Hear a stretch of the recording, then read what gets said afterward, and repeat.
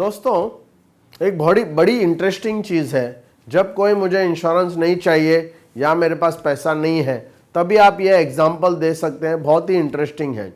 Normally क्या होता है, जब हम ऑब्जेक्शन हैंडलिंग करते हैं, अगर हम ऑब्जेक्शन को हैंडल करने जाएंगे तो आर्ग्यूमेंट में चला जाता है। बिकॉज कस्टमर को लगता है जो वो कह रहे हैं वो सही है, हमको लगता है जो हम कह रहे हैं वो सही है, कस्टमर के तरफ से वो सही है, हमारे तरफ से हम सही है। बट जब आप किसी को स्टोरी बोलते हैं, मतलब जो भी ऑब्जेक्शन आता है उसको समझाने के लिए जब आप स्टोरी बोलते हैं तो एक अलग माहौल होता है। एक्चुअली हम इंश्योरेंस की बात कर रहे हैं, बट क्या होता है कि जब आप स्टोरी बोलने शुरू करेंगे, लोग जो है, क्लाइंट जो है, प्रॉस्पेक्ट है, वो एक अलग दुनिया में चला जाता है। वो इंश्योरेंस वाला मैटर और जो ऑब्जेक्शन है, जो एक फाइटिंग नेचर है, वो चला जाता है और एक स्टोरी में एक मिल घुल जाते हैं लोग, एकदम अलग इमोशनली अटैच हो जाते हैं और वो समझ जाते हैं इजीली। इसके लिए स्टोरी बोलना बहुत ज़रूरी है, क्योंकि जब आप स्टोरी बोलेंगे तो लोग थोड़ा सा सामने की तरफ झुकेंगे, उनके कान एकदम खड़े हो जाएंगे और आप देखेंगे एक वो इन्वॉल्व हो जाते हैं उस स्टोरी में। तो वैसे एक स्टोरी मैं आज आपको बताने वाला हूँ जिसका नाम है जायंट बेबी। तो कोई कहेगा कि मुझे इंश्योरेंस नहीं चाहिए या मेरे पास पैसा नहीं है, ये एग्जाम्पल आप दे सकते हैं। तो मैं कस्टमर को क्या बोलता हूँ, सर एक ऐसे एक सिटी थी जहाँ पर एक एंथनी नाम का बंदा था, उसकी एक वाइफ और 2 बच्चे थे, 2 बच्चियाँ थी और लाइफ बहुत अच्छा चल रहा था। बट वो लोग एक पहाड़ियों के नज़दीक रहते थे और एक दिन जो उनका हस्बैंड एंथनी है वो पहाड़ियों में चला गया, काफ़ी दिनों तक, कुछ महीनों तक वो वापस नहीं आया और फिर जब वो वापस आया वो एक बच्चा लेके आ गया। तो जब वो बच्चा लेके आ गया, जब उसके वाइफ ने दरवाज़ा खोला तो उनको वो बच्चा देखकर एकदम वो शॉक हो गई और वो चिल्लाने लगी कि ये क्या हो गया, आपने क्या किया, ये तो एंथनी ने उनको बोला, अरे बाबा रुको थोड़ा, मुझे आने दो, मैं बहुत थक गया हूँ। बट वो लोग कुछ सुन नहीं रहे थे। दोनों बच्चियाँ भी आ गई, वो दोनों बच्चियाँ भी इस बच्चे को देखकर एकदम ये हो गई, क्योंकि उनको भी लगा कि यार ये नया को इंसान ये कहाँ से आ गया। तो ऐसे करके माहौल काफ़ी बिगड़ गया था। तो एंथनी ने उनको बोला, डोंट वरी, इसको ये मत करो, ये बच्चा जो है ना अपने दूसरे दोनों बच्चों के जैसा नहीं है, वो एक जगह पे पड़ा रहेगा, वो ज़्यादा सताएगा नहीं, कुछ भी प्रॉब्लम नहीं करेगा। बट खाली कैसा है कि उसको हर महीना कुछ एक बार वो खाना खाने के लिए आएगा, उतना खाना उसको दे देने का, फिर वो अपना चुपचाप कबर्ड के अंदर भी उसको रखेंगे तो वो चुपचाप वहाँ बैठा रहेगा, कोई इशू नहीं करेगा। बट उसको हर महीना रेगुलरली उसको उसका खुराक जो है वो देना पड़ेगा और वो थोड़ा कॉस्टली है, बट ठीक है, बोला हमको ये करना है। बट उसकी स्टोरी क्या है मैं बाद में बताता हूँ, ऐसे एंथनी ने बोल दिया।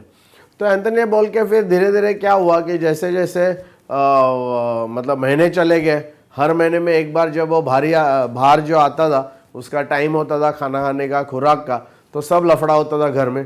फिर वो वापस खा के अपना जगह पे चला गया, फिर वापस अगले 30 दिनों तक कोई इशू नहीं होता था। ऐसे वो करते करते ज़िंदगी चल रही थी, बहुत ज़्यादा कोई उसमें इशू हुआ नहीं, फिर वो टॉपिक भी नहीं निकला और हर महीने में एक बार ये लफड़ा होता था, बट ठीक है, वो चलते रहा।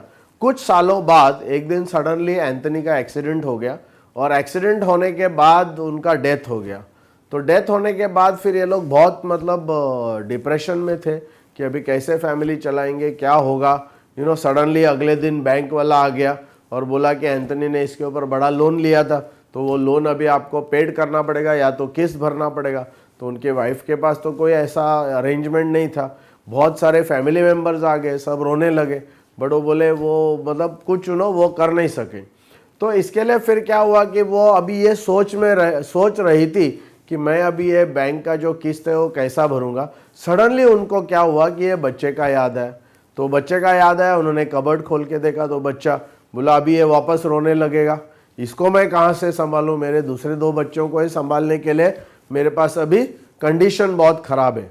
तो उनको एक थॉट माइंड में आया कि ये पहाड़ियों में से एंथनी ने इसको लाया था, तो चलो उसको वापस कर देते हैं। तो वो बच्चे को लेके, दूसरे 2 बच्चे को और वो कबर्ड वाला बच्चे को लेके वो पहाड़ियों में गई और जैसे जैसे वहाँ गई, ढूंढते ढूंढते ढूंढते ढूंढते उनको एक केव दिखा। वो केव के अंदर जाके फिर उन्होंने देखा वहाँ पर एक जाइंट था। तो जाइंट ने उसको आते हुए देखा और कहा क्या हुआ। तो बोला नहीं, मैं एंथनी की वाइफ हूँ और वो ये बच्चा लेके आया था 3 साल पहले और अभी उनका देहांत हो गया और ये बच्चे को अभी मैं संभाल नहीं पाऊंगा। तो जाइंट ने बोला, अरे अरे आप एंथनी की वाइफ है, आओ आओ बैठो। तो उन्होंने उनको अच्छा से बिठाया, बच्चे को लिया, साइड पे रखा। फिर उन्होंने पूछा, एंथनी ने आपसे कुछ कहा था? तो उसकी वाइफ बोली, नहीं कुछ कहा नहीं। वो कहा कि पहाड़ियों से मतलब वो बच्चा मिला है और हमको खाली उसको संभालना है। तो बोला, नहीं नहीं, एंथनी जो था बहुत महान आदमी था, बहुत अच्छा आदमी था, क्योंकि मेरा बहुत कुछ उस समय पे प्रॉब्लम था, बहुत ट्रबल था, और मैंने इसके लिए उस समय में ढूंढ रहा था कि किसी को बच्चा दूं, बट कोई मिला नहीं। कितने लोग में मिले, बट किसी ने वो रिस्पॉन्सिबिलिटी लिया नहीं। और मेरा प्रॉब्लम की वजह से एंथनी ने वो बोल दिया, ठीक है अगर ये बच्चे को संभालना है मैं संभालूंगा, और वो घर पे लेके गया।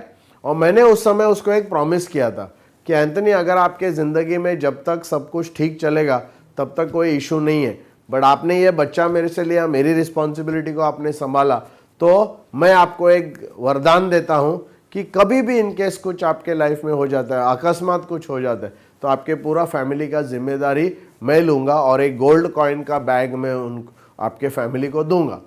और उन्होंने कहा, अच्छा हो गया आप आ गए, मुझे लगा एंथनी ने ये आपको बोला रहेगा। तो बोला, नहीं एंथनी ने बोला नहीं।